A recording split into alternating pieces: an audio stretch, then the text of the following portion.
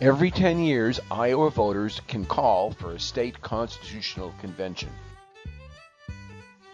Voters will next be given that opportunity on November 3, 2020.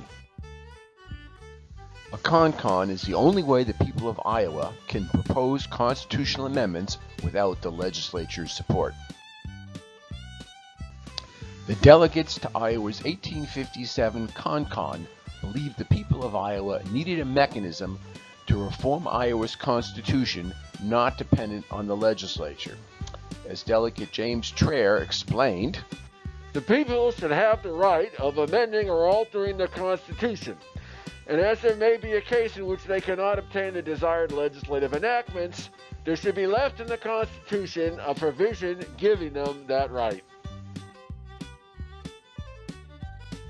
In the American system of state government, voting on a higher law and lower law is different. Higher law, also called constitutional law, is voted on directly by the people, and lower law, also called statutory law, is voted on by state legislators. All 50 U.S. states grant the people the right to ratify constitutional amendments directly, regardless of whether an amendment is proposed by a legislature, constitutional convention, or citizens' petition, the latter of which is not available in Iowa.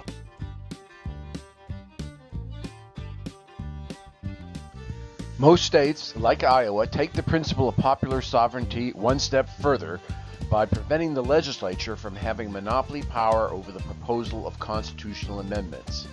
18 states have the constitutional initiative, and 14 states, including Iowa, the periodic con referendum. Illustrative reforms that a constitutional convention could propose fall into three broad categories. First, those relating to the election of Iowa's legislature itself. Second, those relating to the powers of Iowa's competing branches of government. And third, those relating to the rights of the people that the legislature cannot take away.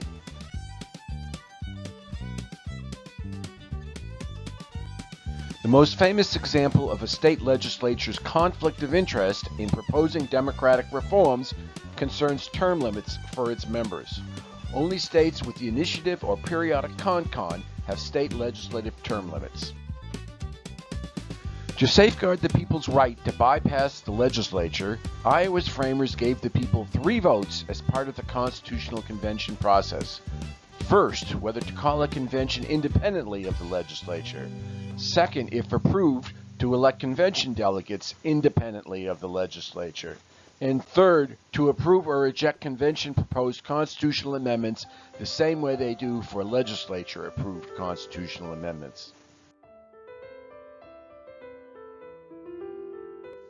As a result of the con process being designed to bypass the state legislature, the following groups generally oppose it: incumbent legislators, political parties strongly influenced by incumbent legislators, and special interest groups and their coalition partners that excel at influencing legislatures.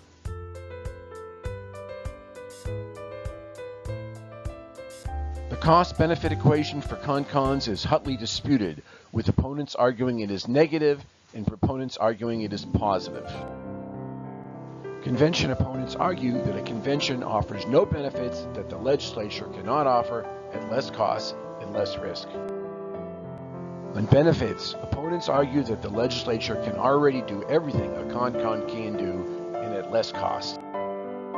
On costs, opponents argue that the money spent on a con can better be spent on other things, such as supplies for teachers. On risk, opponents argue that changing the Constitution is too risky, as it could make it less democratic.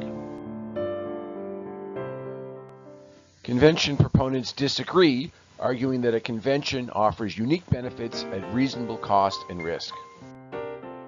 On benefits, proponents argue that Iowa's framers created the con process because they recognized the danger of giving incumbent legislators monopoly power over the proposal of constitutional amendments affecting their own power.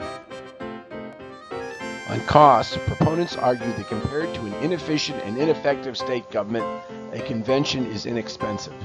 If the poor Iowa of the mid-19th century could afford to hold con-cons, so can the vastly wealthier Iowa of today.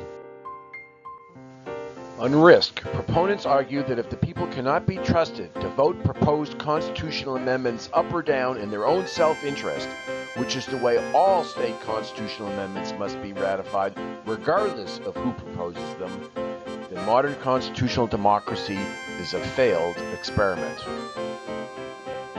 Opponents and proponents may disagree about many details of Iowa's con-con history, including the politics behind the close con-con elections in 1900, 1920, and 1960, the role of election administration bias in the outcome of the 1900 election, why the legislature failed its constitutional duty to pass an enabling act after Iowans approved the 1920 referendum, and why relatively few Iowans have approved convention referendums in recent decades.